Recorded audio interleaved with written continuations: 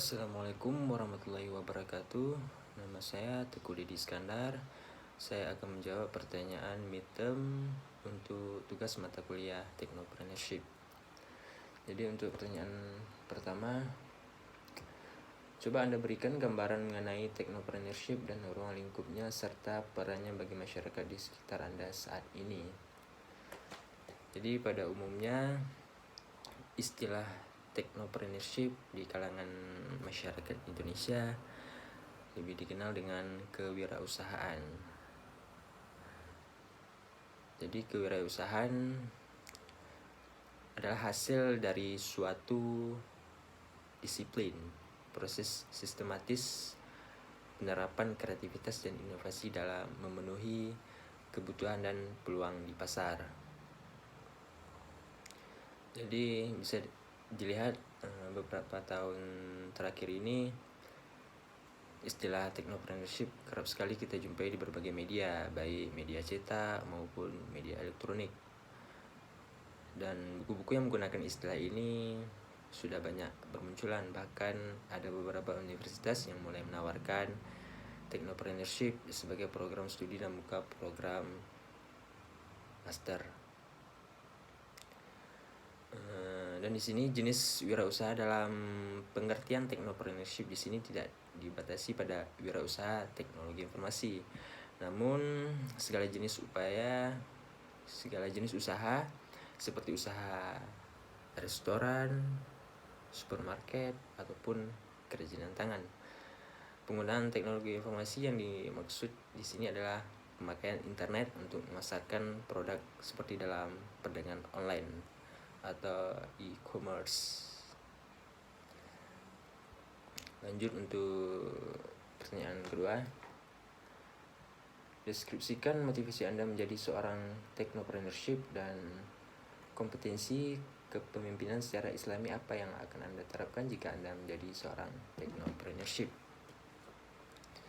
Jadi untuk proses kewirausahaan diawali dengan adanya inovasi yang dipengaruhi oleh berbagai faktor, baik berasal dari diantaranya melalui pendidikan, sosial, organisasi, kebudayaan, dan lingkungan.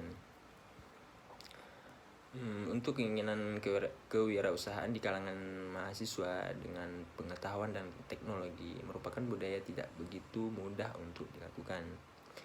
Pada umumnya mahasiswa hanya dituntut untuk giat belajar, dan saat ia sebagai pelaku bisnis, ia juga dituntut sebagai pekerja keras. Jadi perubahan pola pikir sebagai mahasiswa dan juga sebagai pelaku usaha terutama Technopreneurship isu terdapat perbedaan kepentingan dan tujuan pekerjaan yang dilakukan.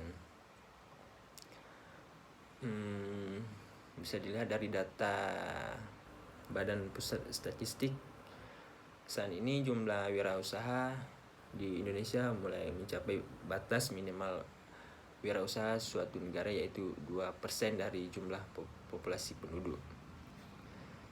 Jadi dari data tersebut saya termotivasi menjadi pengusaha dan memulai langkah tersebut. Dari studi saya di UIN sebagai mahasiswa, saya yakin dengan keinginan dan keteguhan hati yang kuat serta semangat di masa muda dapat menjadi bagian dari pengusaha dan Technopreneurship sukses di masa mendatang. Jika dilihat dari segi Islam, maka saya akan menerapkan sistem usaha yang telah diriwayatkan oleh Nabi kita Shallallahu Alaihi Wasallam dan para sahabat ketika berdagang dan berbisnis hingga menjadi saudagar kaya di masanya.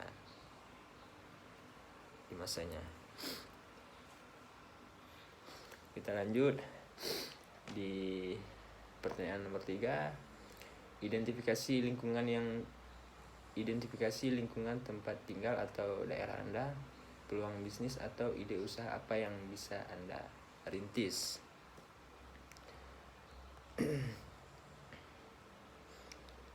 Jadi jika dilihat dari banyaknya produk UMKM resmi yang terdaftar di Kota Banda Aceh, saya melihat di pasar banyak sekali produsen membuat produk kopi, bahkan sampai dipasarkan ke seluruh Indonesia, bahkan di luar negeri. Di sini saya tertarik untuk mendalami bidang usaha tersebut karena tidak lain kita sebagai rakyat Aceh juga dikenal dengan kualitas kopinya. Namun saya akan menyajikan konsep yang sedikit berbeda, seperti pengembangan kopi menjadi beberapa varian. Ada yang bisa langsung diseduh, ada yang berupa biji dan perlu alat kopi untuk memprosesnya, dan juga kopi kemasan yang dilengkapi saringan praktis di kemasan. Mungkin konsep ini terlihat memaksa, tapi saya yakin bahwa penyajian yang berbeda memiliki pasar berbeda pula, dan menjadikan produk saya memiliki khas sendiri. Jadi lanjut untuk nomor 4. Pertanyaan nomor 4, dalam perkembangan teknologi informasi saat ini, sejauh mana Anda memandang etika berbisnis? Bentuk pelanggaran apa yang sedang terjadi? Adapun macam-macam etika dalam berbisnis yang menurut saya penting dijunjung tinggi adalah bersikap jujur, berperilaku baik, menggunakan bahasa yang baik, bersikap dewasa, bersikap sopan, selalu mengucapkan terima kasih. Adapun bentuk pelanggaran yang sering saya dapati di daerah-daerah mungkin hanya di masalah kebersihan, di mana pelakunya sendiri adalah konsumen. Contohnya pembuangan sampah yang di acara-acara yang diadakan di desa-desa kecil, di mana penegak hukum dan pemuda di setempat kurang giat dalam mengindahkan nilai kebersihan. Ya, segitu untuk pertanyaan nomor 5. Sebutkan pengertian dan tujuan manajemen sumber daya manusia. Jika Anda berada di posisi CEO, bagaimana Anda mendeskripsikan manajemen sumber daya tersebut dalam proses perencanaan, kompensasi, penilaian kinerja pembinaan, dan pemutusan hubungan kerja? Dalam manajemen sumber daya manusia atau MSDM tentunya memiliki arti penting dalam bisnis, apalagi jika saya menjadi seorang CEO dan memperkerjakan sejumlah tenaga kerja, maka hal ini yang akan menjadi target saya.